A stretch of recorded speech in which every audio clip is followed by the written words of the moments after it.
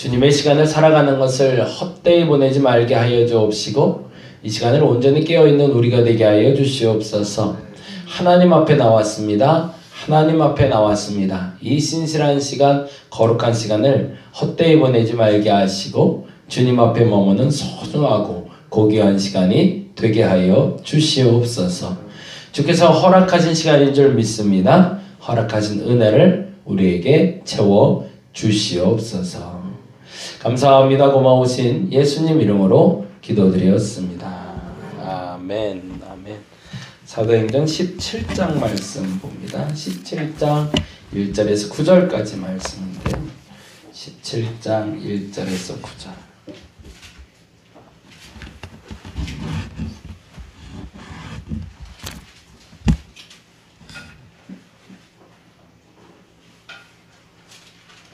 (17장 1절에서 9절까지) 우리 같이 한 목소리로 읽도록 하겠습니다.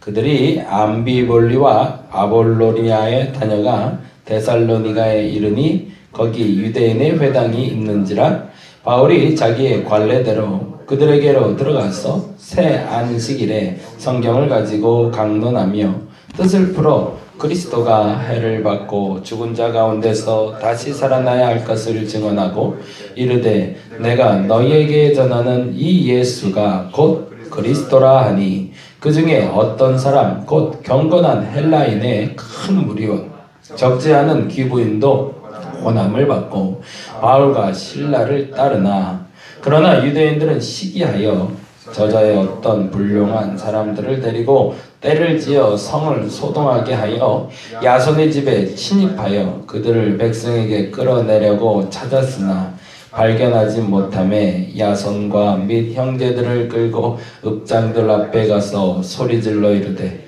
천하를 어지럽게 하던 이 사람들이 여기도 이르매 야손이 그들을 맞아 들였도다. 이 사람들이 다 가이사의 명을 거역하여 말하되 다른 임금 곧 예수라 하는 이가 있다 하더이다 하니 무리와 읍장들이 이 말을 듣고 소동하여 야손과 그 나머지 사람들에게 보석금을 받고 놓아주니라. 아멘. 17장부터는 이제 장소가 바뀌어요. 16장에서는 빌립보 교회. 이제 보통 그래서 예전에 성경 통독 한창 유행할 때 조병호 목사님, 이해슬 사모님 혹시 들어보셨죠? 조병호 목사님이 숲과나무라는 그래서 굉장히 성경 통독으로는 이슈가 됐던 뭐 프로그램이라면 프로그램이고 어떤 이야기들을 좀 남겨주셨는데 이해슬 사모님도 마찬가지고 그분들이 성경을 통독하는 방법을 일반 성경 방법이 아니라 연대기 성경 방법이라는 방법을 썼어요. 그게 뭐냐면 성경 사이사이에 일어난 사건들을 같이 되짚어보면서 같이 보는 겁니다. 조금 쉽게 얘기하면 그 사도행전에 보면 이제 사도 바울이 선교 여행을 가면서 빌립보로 데살로니가로 그리고 고린도로 이렇게 이동해 가는 경로가 나오거든요.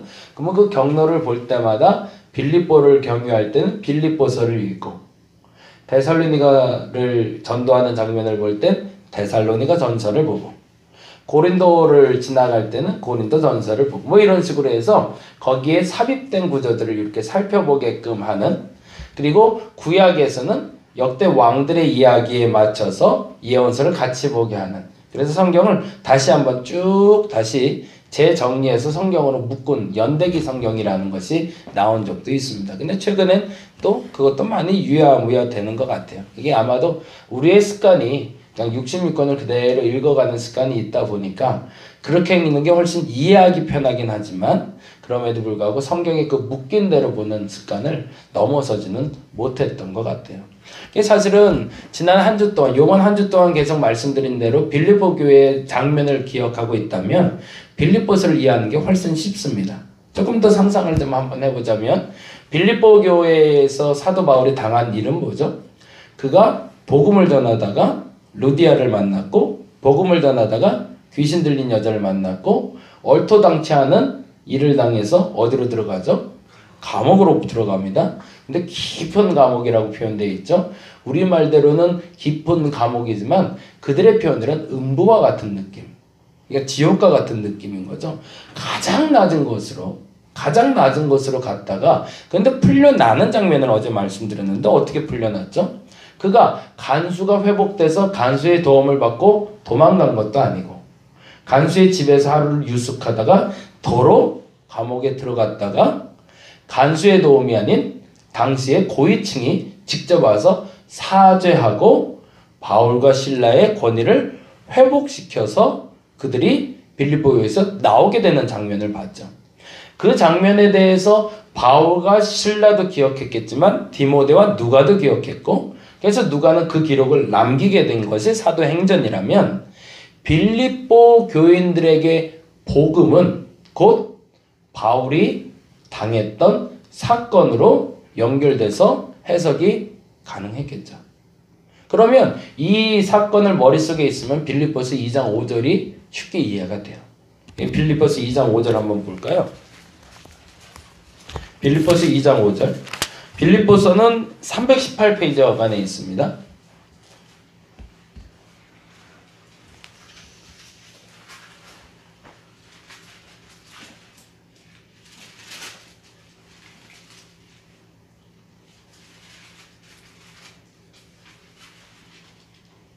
빌립보서 2장을 한번 보겠습니다.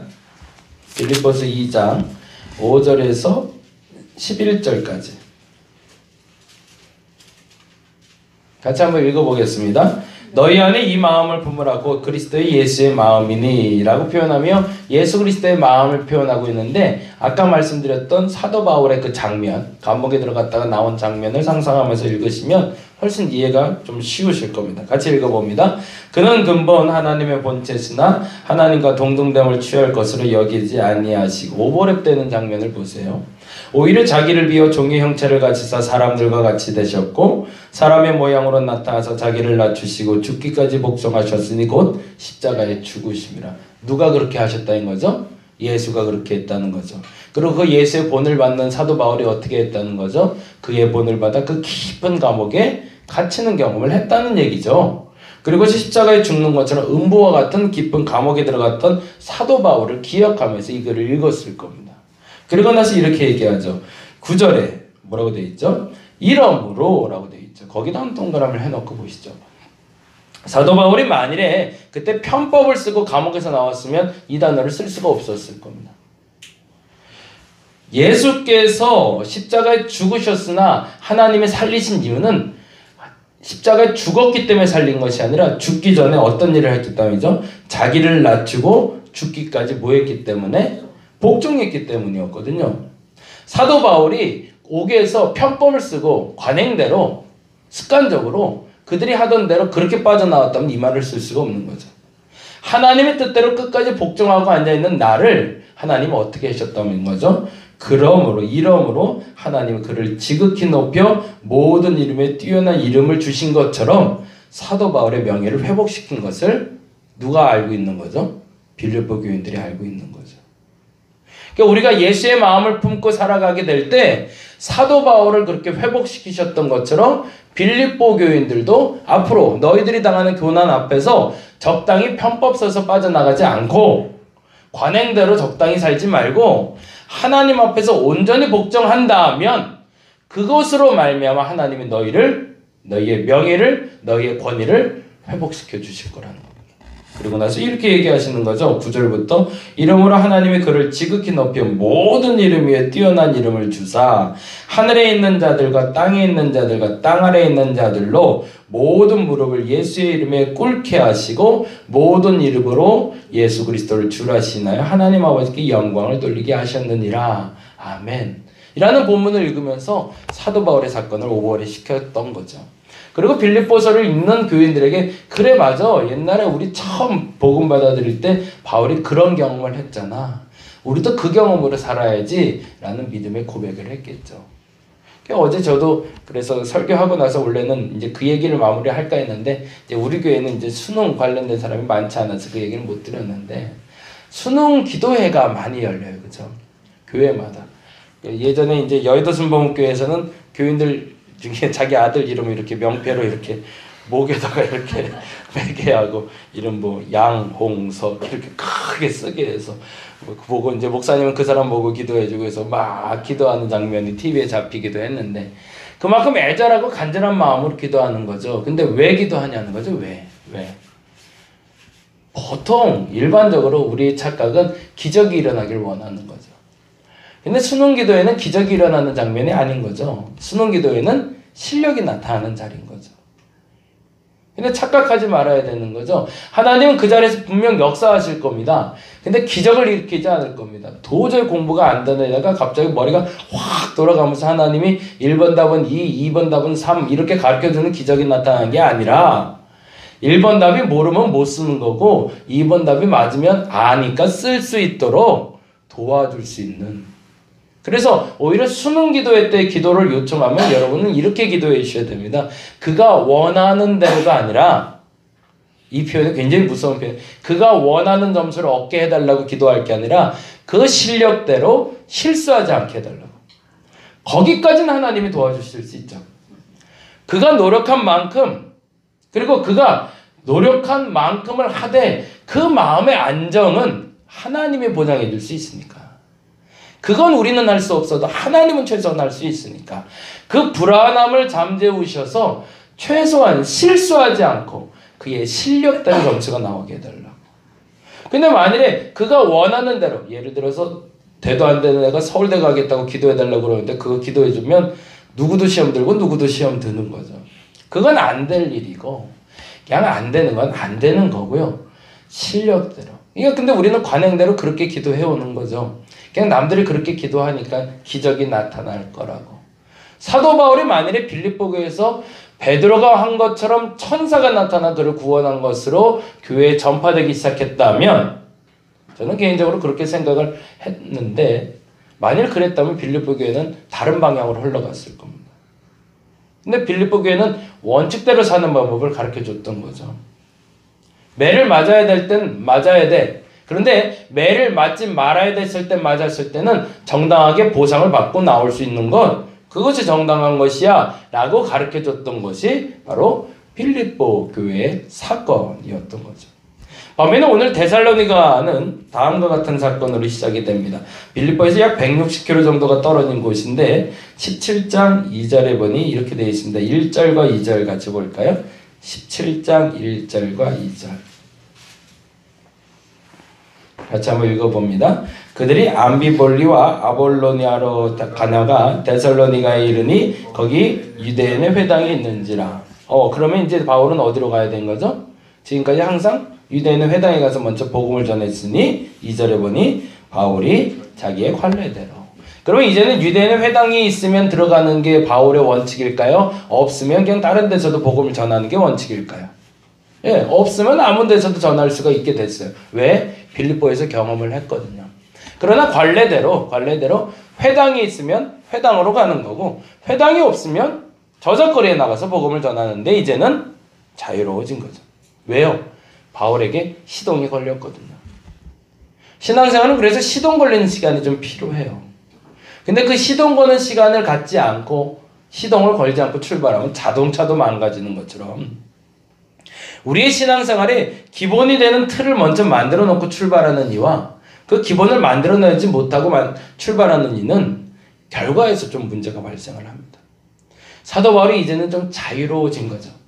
유대인의 관례대로 할례를 행할 것이냐 할례를 행하지 말 것이냐의 문제에서도 자유로워졌을 뿐만 아니라 이제는 유대인의 균례대로 있는 회당에 들어가서 복음을 전하지 않아도 하나님의 복음이 전파될 수 있음을 알았던 거죠.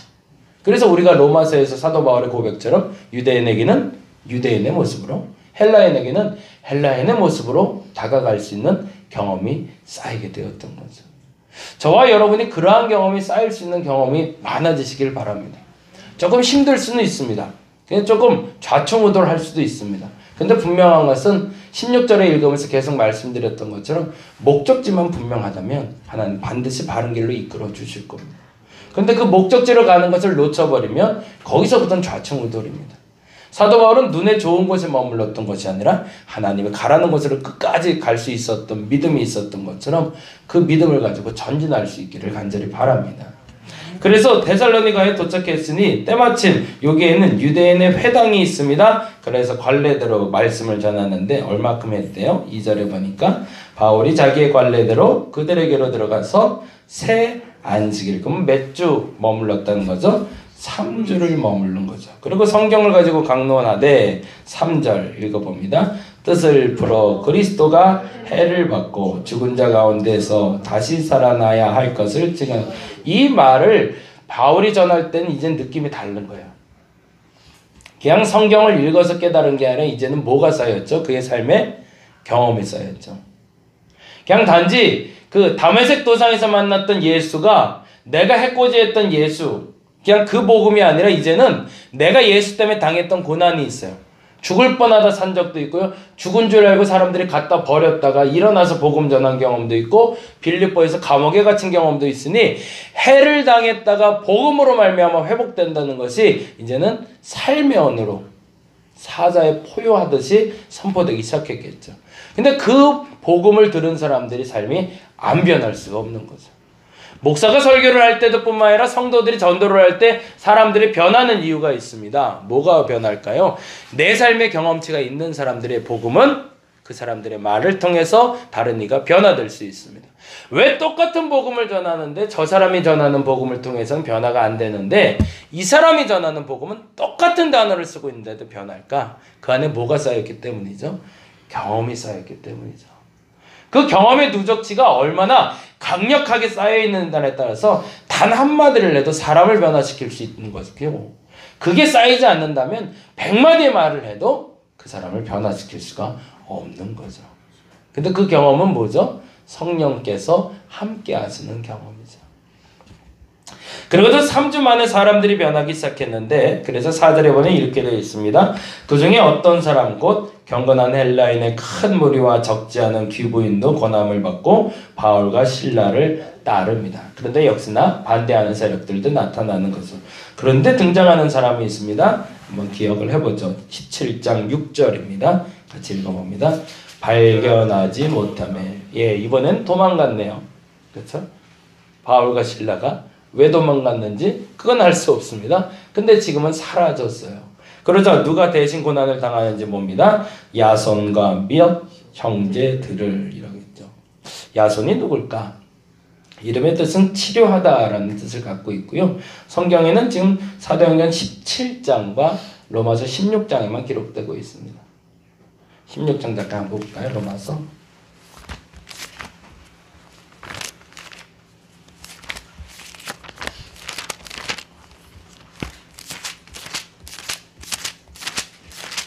로마서 16장 21절입니다.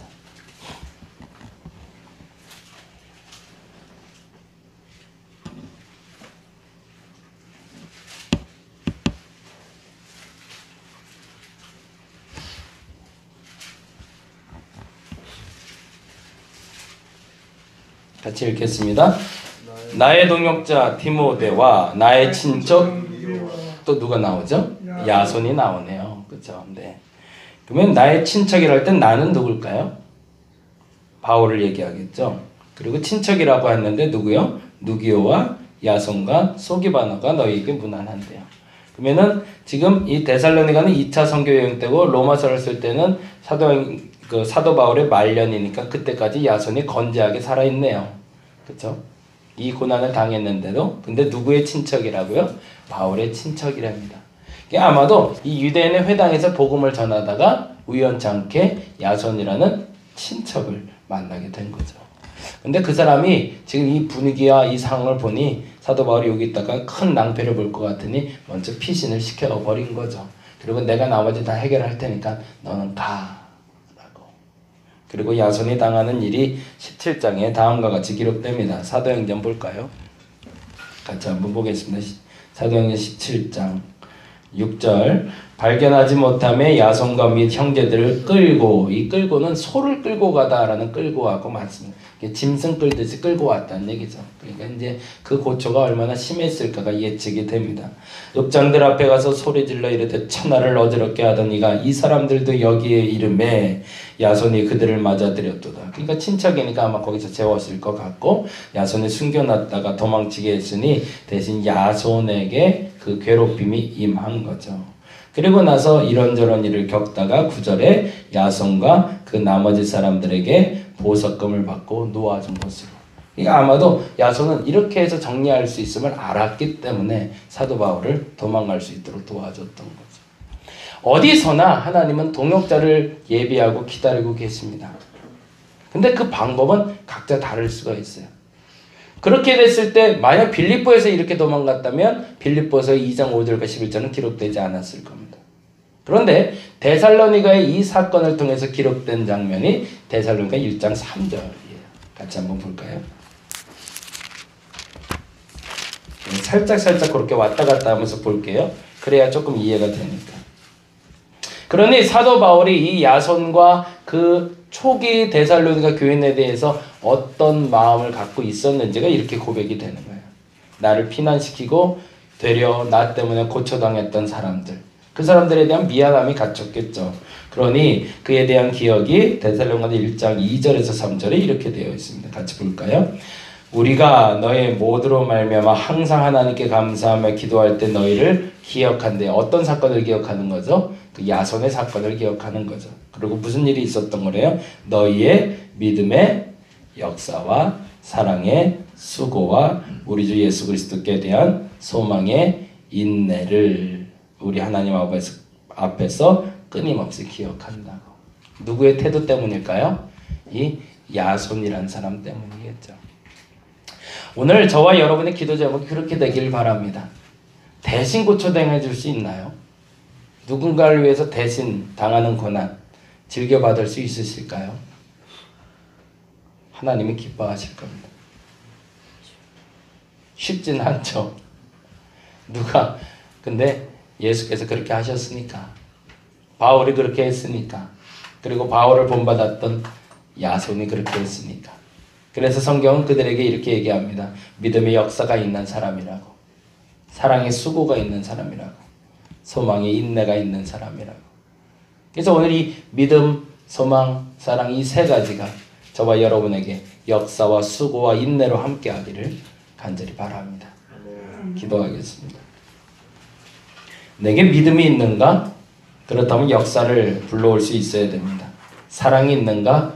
그러면 야손처럼, 바울처럼 수고할 수 있어야 됩니다. 이 수고는 단지 열심을 내서 섬긴다는 얘기가 아니라 희생할 수 있는 것을 말합니다. 소망이 있는가? 그렇다면 참을 수 있어야 됩니다. 지금은 참아야 될 때라면 참을 수 있는 것, 그것이 소망의 인내입니다. 야손과 같이, 바울과 같이 우리에게 그 믿음과 사랑과 소망을 허락하여 주시고 그 믿음의 역사와 사랑의 수고와 소망의 인내를 이루는 우리가 되게 하여 주시옵소서. 갈 길이 있어서 그 여정 가운데 하나님께 감사의 예물로 드린 기도의 제목과 예물이 있습니다. 주께서 기억하여 주시고 잘 다녀오게 해주시고 하나님 안전하게 하시고 지켜주시기를 원합니다. 하나님 함께하여 주시옵소서. 이제 기도하기 원합니다. 저들이 야손과 같은 이들이 되게 하여 주옵소서. 저들이 바울과 같은 이들이 되게 하여 주옵소서. 저들이 예수 닮은 사람들이 되게 하여 주시옵소서. 감사합니다. 고마우신 예수님 이름으로 기도드렸습니다. 다 같이 기도하고 돌아가도록 하겠습니다.